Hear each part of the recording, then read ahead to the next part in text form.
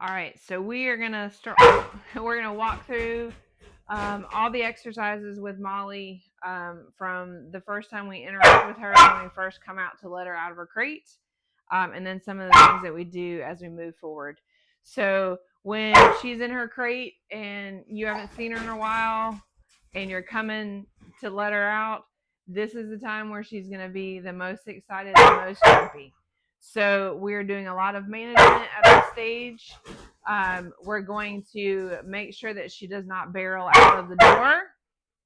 We're going to make sure that she hears her release word to come out. She's going to hear the search word to go to the floor to get some treats off the floor. Once she's out and she's done her search, the next thing she's going to do is going to want to come around and turn and jump off of you because you're exciting and she hasn't seen you. So the next thing after search is we're going to send her to the bed to get her up on the bed. We're going to sit and then we're going to let her outside. So we're still working on potty with her. She doesn't have good bladder control. It's just her. So we need to make sure that if she's drank a lot of water, if she's been outside with access to water or her pool, we need to bring her in, crate her for a little while, take her out to potty one more time, and then she can come in and have free reign in the house. But if she's full of water, she's gonna pee on the floor. So she just doesn't have a lot of bladder control. So we're gonna manage the potty stuff in the house. So we're going to walk through that exercise of first letting her out and getting her out the door to go to the bathroom. So she's going to be excited.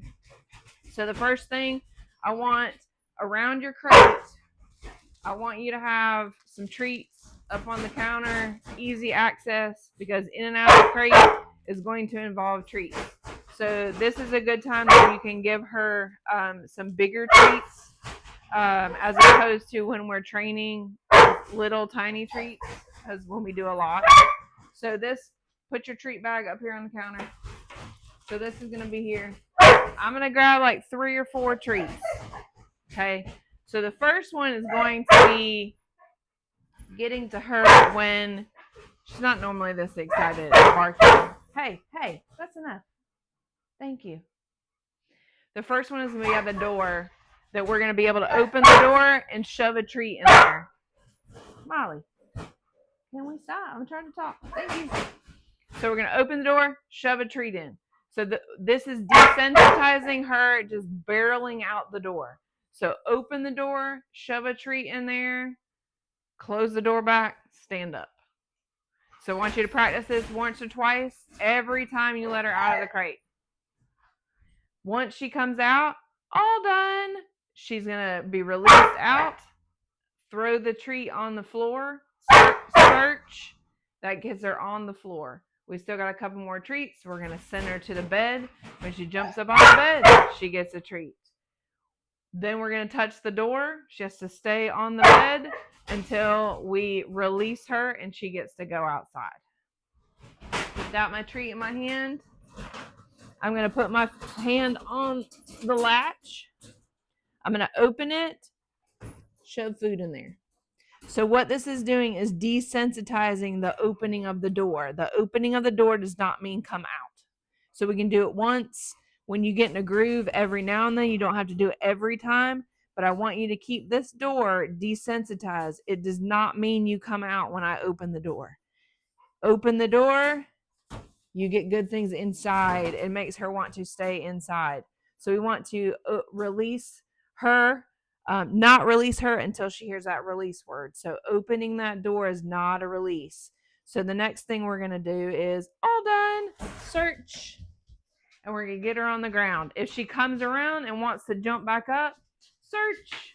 We're going to keep her on the ground for the search. Search. She's on the ground. So when she comes out and she turns around and she wants to jump, good girl. She is, we're breaking that habit is what we're doing because it became a habit. We're teaching her a new one. Hop up. She doesn't get anything when she launches at us. When she goes to the bed, she gets a treat. When she's in her crate, she gets a treat. Good girl. So the next one is the door. This is not the release off the bed. This isn't. We want her to stay there until we release her. So we're going to make sure we desensitize anything that gets her to move. So at your house, it might be moving to the other side of the room. So we're going to do it, reward, do it, reward, do it, reward until she stops jumping each time. So in the beginning, where we're not going to require a lot, she's there, she gets a reward. I open the door, she gets a reward over and over. Then as she learns this, we're going to be able to do this. Wait a minute. This is increasing self-control.